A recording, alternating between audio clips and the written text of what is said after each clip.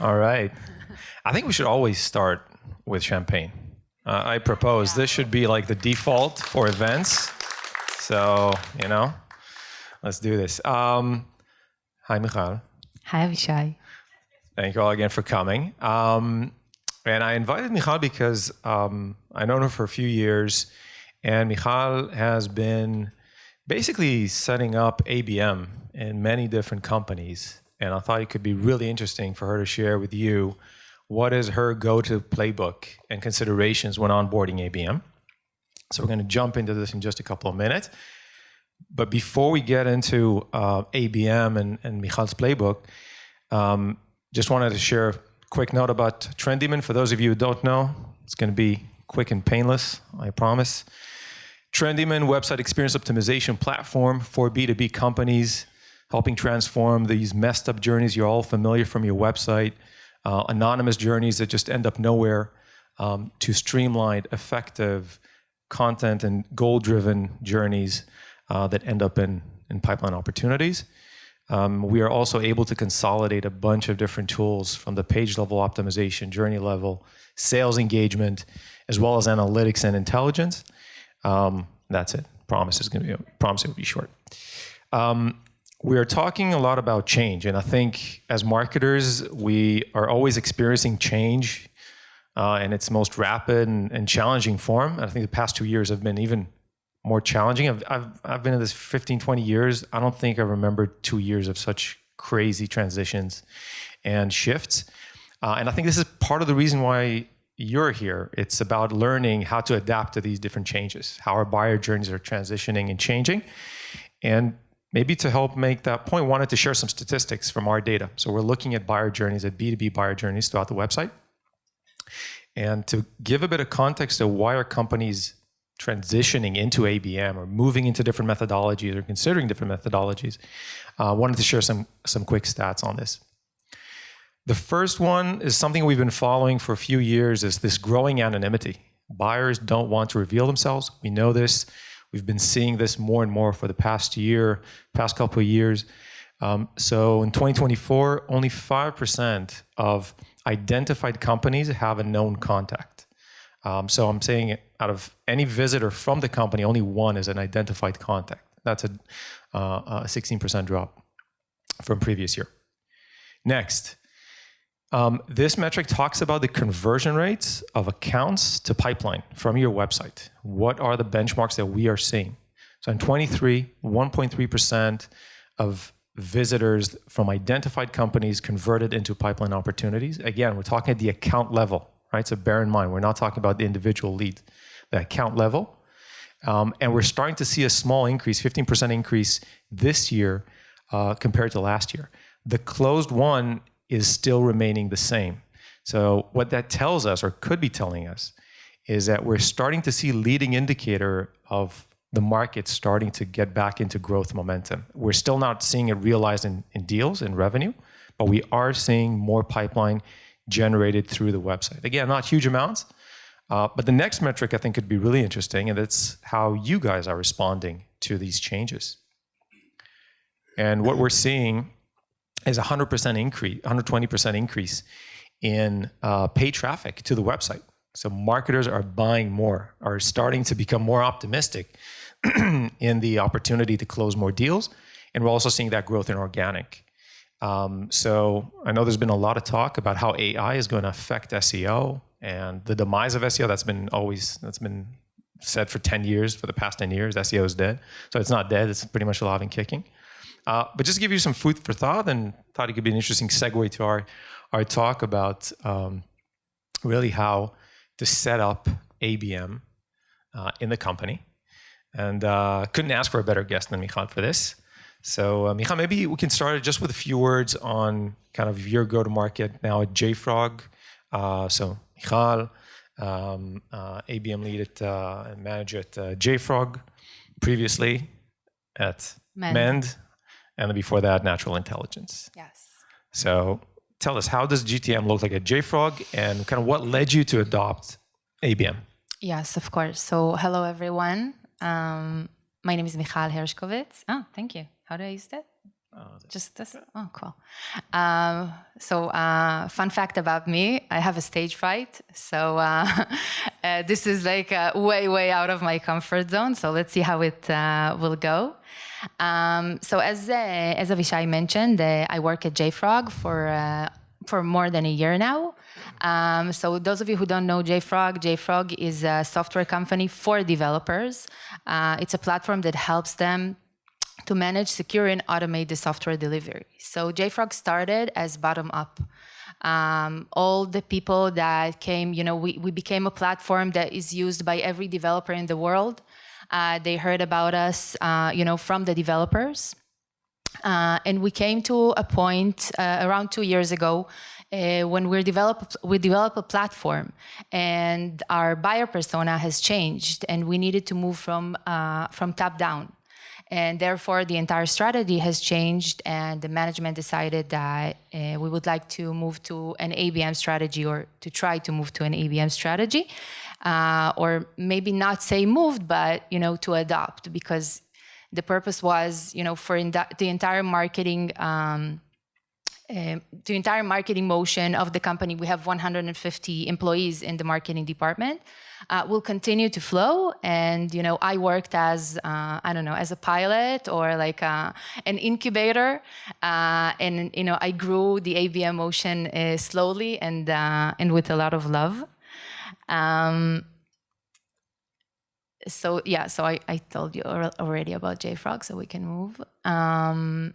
So I wanted to start, so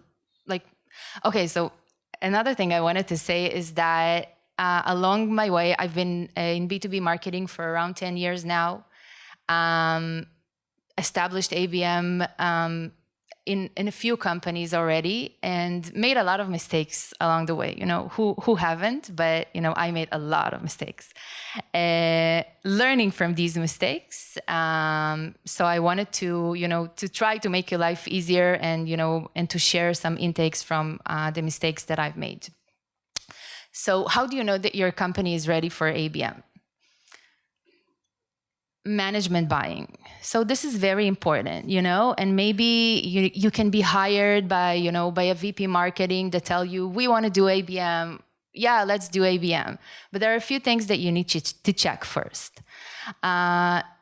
With the marketing executives. So they need to understand that the ABM will not help them to achieve their MQL goals, right? ABM, we do not have MQL. We don't do MQLs and ABM, right? We can definitely help you achieve your pipeline goals, but you need to understand that the inbound motion and all the other motions needs to work in parallel. You need to change the structure. So this is also something that the management needs to understand, and I will talk about it in the next slide. You need to move from inbound to all-bound. And another thing that the management needs to understand, that we're going to get a smaller amount of leads in the ABM motion. So this is also very important. The second thing is KPI alignments. So you need to make sure that the marketing, the sales, and the BDR, SDR team have the same goals and KPIs. I've seen organizations where the marketing and BDR team could not be attributed to the same opportunity, and this, it's impossible to run ABM that way. So you need to make sure that everyone has the same goals and the same targets. And third, it's the budget. So I know Shiri had an amazing speech about doing ABM with a very small budget, but I believe, and not a bad, I think we can also do it that way, but I just said but again. Anyways, so in terms of budget, my recommendation is at least $50K per quarter, divided by various channels. So, just don't put all your eggs in one basket. This is how you say it, yeah. I think more than just the number, right? It's about leaning into this motion, right? It's about understanding this is going to be something that is going to take time. Yes, it's going definitely. to take resources. It can't be a side hustle. And I think that's sometimes something that management kind of feels like, okay, let's do like this small, cheap experiment and try it. And that rarely works. It is really about the deep alignment, which takes time. So yeah, again, look at those numbers. Again, 150 people marketing team. So that's a big op. But a lot of us are in maybe smaller companies. It's still, the fundamentals stay the same, right? You need management buy-in. Otherwise this is not able to follow through. Yes, definitely, Avishai. But it's 150 people, but still, like, I was the only person who's responsible for ABM. So it kind of felt like no pressure. I'm a one-person team. So here, this is the playbook that I used in order to build the ABM plan for JFrog and at JFrog.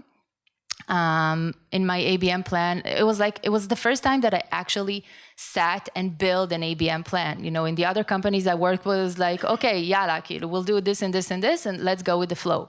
But here, my manager, my amazing manager, and the company, they forced me to sit and build a plan.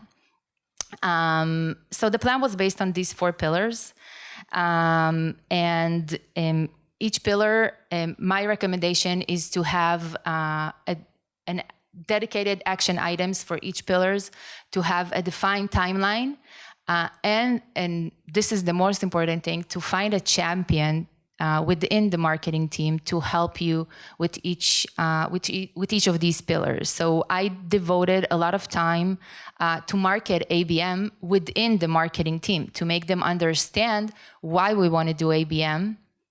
And how it can, benefit to them.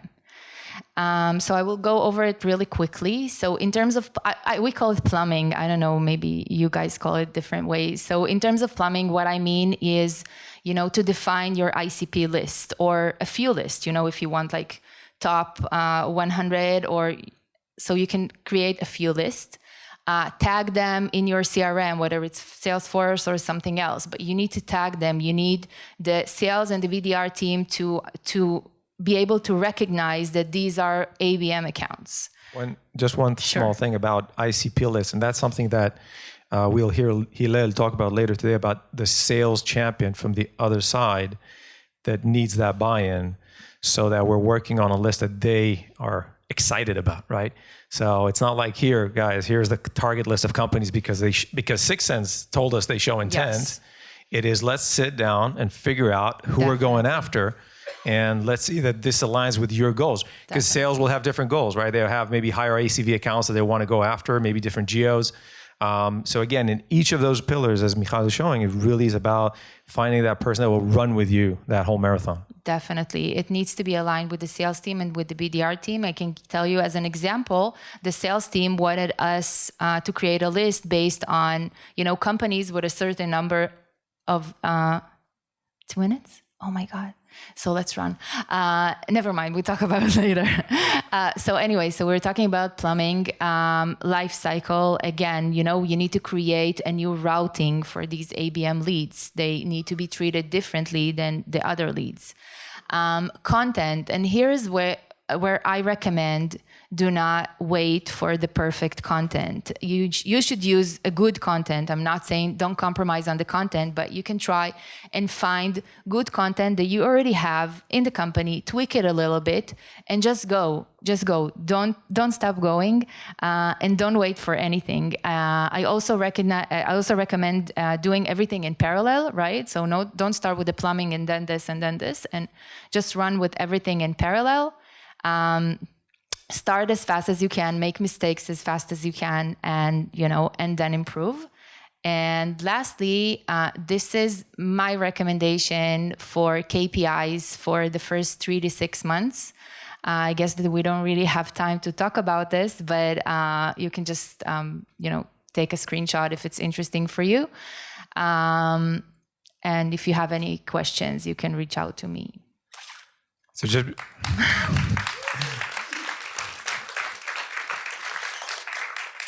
Thanks, Michal. I think just one thing I would note on this is that, when we're looking at KPI, we all love benchmarks, right? We all love statistics and numbers. I think one of the takeaways we talked about previously is find those quick wins, low-hanging fruit, that will give confidence to the team that this is actually paying off. So find those places where you feel you have the best chance of hitting kind of good benchmarks, start from there, build that confidence, and then start kind of working your way towards other maybe more difficult areas, right? Definitely. And if I can say another quick sentence, which is very important in terms of attribution. So don't look for direct attribution. Attribution can be in various ways. So, and this will also give motivation to the sales and to the BDR team. That you can see that a deal was, an opportunity was created and it's being attributed to, like, not a direct attribution to a few channels. So that's it, and thank you. So I think we have time for one question. Yeah. Why? Do you need a mic, or, to project yourself, right? Project, my friend. Can you go back to the last slide? Michal, how do you define engaging? Yeah, so that's a great question, Rory. Thank you. We use 6sense to measure engagement and reach. But if you don't have money for expensive, ABM tools, then there are other ways to measure it. There are other tools. Trendy. I'm kidding. Or you can just, try measuring with the MQAs and the SQAs and move down the hill. Thank you. Amazing. Thank you very much.